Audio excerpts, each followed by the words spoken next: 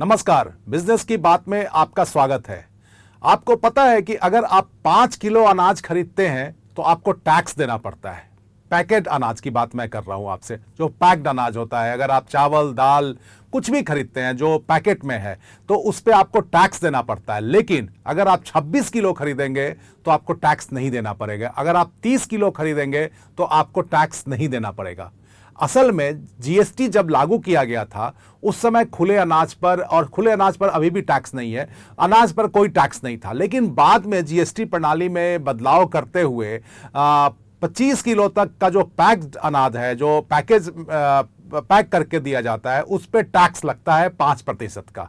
लेकिन अगर आप 25 किलो से ज़्यादा का अनाज खरीद रहे हैं, अगर 25 किलो से अधिक चावल दाल कुछ भी खरीद रहे हैं जो पैकेट में है, तो उस पर जो है कोई टैक्स नहीं लगता है। अब बाजार में क्या हो रहा है, बाजार में लोग 25 किलो से ज़्यादा 26 किलो का अगर आप खरीदेंगे पैकेट में तो उस पर टैक्स नहीं लगेगा। अब आप सोचिए, एक आम आदमी कितना खरीदता है, एक आम आदमी चावल कितना खरीदता है, एक आम आदमी दाल कितना खरीदता है, मसाला कितना खरीदता है। तो आप समझ रहे हैं कि अगर 25 किलो कोई नहीं खरीदता, बहुत कम लोग होते हैं जो महीने में 25 किलो दाल खा जाते हैं।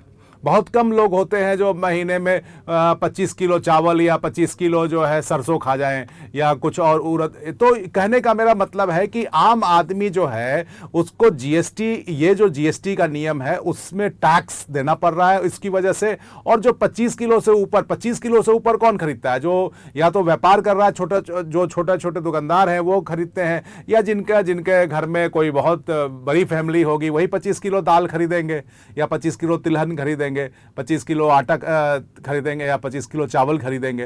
तो ये है कि 25 किलो से ऊपर पे टैक्स नहीं है और 25 किलो तक पे टैक्स है। एक तो ये तो जीएसटी जो है, जीएसटी में आम आदमी जो है जीएसटी प्रणाली में कैसे वो टैक्स ज़्यादा दे रहा है, ये आपको मैं बता रहा था। इसलिए मैं आज जीएसटी की बात कर रहा हूँ कि कल जीएसटी प्रणाली को लागू हुए 8 साल हो जाएंगे। 1 जुलाई 2017 को जीएसटी प्रणाली लागू की गई थी और अब कल 1 जुलाई है और कल इसके 8 साल पूरे हो रहे हैं, इसलिए हम जीएसटी पर आज बात कर रहे हैं। ये तो थी एक आम आदमी की बात, जो कैसे जीएसटी प्रणाली में 25 किलो तक पे आपको टैक्स देना पड़ता है और उससे ज़्यादा पे नहीं देना पड़ता है। लेकिन अब हम आपको ये भी बताएंगे कि आम आदमी के साथ साथ व्यापारी, आम आदमी और भी बहुत सारी चीज़ों में टैक्स में कंफ्यूज है टैक्स को लेकर। जैसे मटन, कच्चा मटन, उस पर टैक्स अलग रेट होता है, बने हुए मटन पे अलग टैक्स होता है, दूध पे टैक्स नहीं होता है, दूध से बने सामान पे टैक्स होता है, पराठा पे अलग टैक्स है, रोटी पे अलग टैक्स है। तो ऐसे कई ऐसे आइटम मिल जाएंगे जिन पे जो है एक ही प्रकार के आइटम होते हैं, जिनका नेचर एक होता है लेकिन उन पे टैक्स अलग अलग होते हैं। तो ये जो अंतर है इससे आदमी कंफ्यूज हो जाता है। अगर आप, जैसे आप सबने एक चर्चा सुना होगा कि ब्रेड और बन और बटर को, अगर आप किसी रेस्टोरेंट में बैठते हैं और बन और बटर अलग अलग खाते हैं तो कोई टैक्स नहीं है। लेकिन अगर आप रेस्टोरेंट वाले को ये बोलते हैं कि बन में बटर लगा कर लाओ तो उस पर टैक्स हो जाता है। वैसे ही आइसक्रीम अगर आप खाते हैं तो उस पर वो टैक्सेबल होगा, मिठाई खाएंगे नहीं होगा।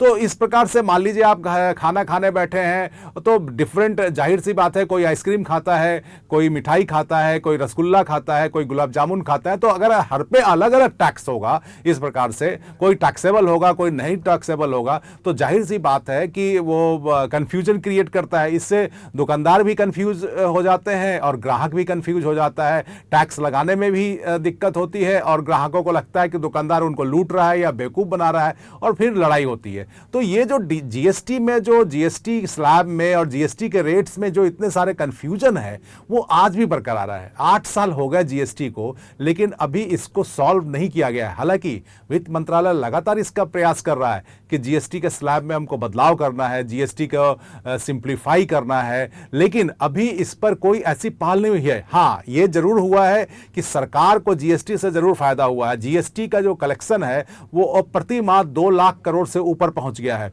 लगातार 2 महीने से 2 लाख करोड़ से ऊपर का जीएसटी कलेक्शन हो रहा है। जब जीएसटी प्रणाली लागू हुई थी उस समय महज 50, 60, 70 हजार करोड़ का कलेक्शन होता था, जो 2 लाख के ऊपर चला गया है। और ये एक अच्छा कलेक्शन है। जीएसटी से सरकार को काफ़ी फायदा हुआ है, और अगर कहा जाए तो सरकार जो है वो मालामाल हो रही है। सरकार का जो रेवेन्यू है उसमें जीएसटी अहम भूमिका निभा रही है। राज्य सरकार को भी इससे काफ़ी मदद मिली है अपने राजस्व को बढ़ाने में। लेकिन दूसरी तरफ व्यापारी जो है, व्यापारी जीएसटी प्रणाली से इसलिए थोड़े परेशान है कि जो उनको लागू करने वाले लोग हैं, खास करके जो अधिकारी हैं, वो व्यापारियों के साथ जो है उनका व्यवहार अलग होता है, और उनका जो तरीका होता है जीएसटी लागू करने का और जीएसटी जांच करने का, ऑडिट करने का, वो थोड़ा अलग होने से, वो थोड़ा ज़्यादा कड़ा होने से व्यापारी काफ़ी परेशान होते हैं। जैसे मान लीजिए कई व्यापारी ये बताते हैं कि अगर उनके यहाँ जैसे ही जीएसटी के अधिकारी आते हैं, सबसे पहले उनका मोबाइल फ़ोन ले लेते हैं, और मोबाइल फ़ोन में अगर उन्होंने किसी दोस्त को भी 50,000 1 लाख रुपया दिया है तो वो कहते हैं कि इसका ट्रांजैक्शन दिखाओ, इसका कागज़ दिखाओ। अब वो व्यापारी उसका कागज़ कहाँ से दिखा सकता है? अगर किसी दोस्त को उसने दिया है 50,000 रुपया, तो जाहिर सी बात है अगर दोस्त को दिया है तो उससे वो रसीद नहीं लेगा। तो इस प्रकार की ऐसी छोटी छोटी परेशानी है। उसके अलावा उनके साथ क्या होता है कि मान लीजिए ई वे बिल है, ई वे बिल में अगर जरा से कोई भी ऊपर थोड़े बहुत अगर गलती होती है, मामूली गलती भी होती है, तो उनकी गाड़ी रोक ली जाती है, और जितना उनका टैक्स बनता है उसका डबल भरने पे फिर उनको छोड़ा जाता है, और बाद में वो अपील में उनको जाना पड़ता है उसको छुड़वाने के लिए। तो ऐसी छोटी छोटी कई ऐसी परेशानी है जो जीएसटी कारोबारी जो है उसकी वजह से परेशान होते हैं, और इतने परेशान हो जाते हैं कि उनको लगता है कि यार जीएसटी प्रणाली जो है इसको नहीं लागू होना ही ज़्यादा ठीक था। हालांकि जीएसटी प्रणाली लागू होने से क्या हुआ है कि एक रूपता ही है, कर में टैक्स का जो लेवल है, लेवल प्लेइंग फील्ड हुआ है। जो बड़े कारोबारी हैं उनके लिए जीएसटी बहुत अच्छा हुआ है। इससे क्या फायदा हुआ कि जो विदेशी निवेशक थे वो पहले बोलते थे कि इंडिया में निवेश हम इसलिए नहीं करते हैं कि यहाँ पर जो है वो कच्चे का काम अधिक होता है। कच्चे का काम अधिक मतलब कि नॉन जो पेपर पे नहीं है, और वो compete नहीं कर पाते थे इंडियन कारोबारी के साथ। लेकिन जीएसटी के लागू होने से जो है अब हर कुछ ऑनलाइन हो गया है, सबके लिए एक समान कर हो गया है।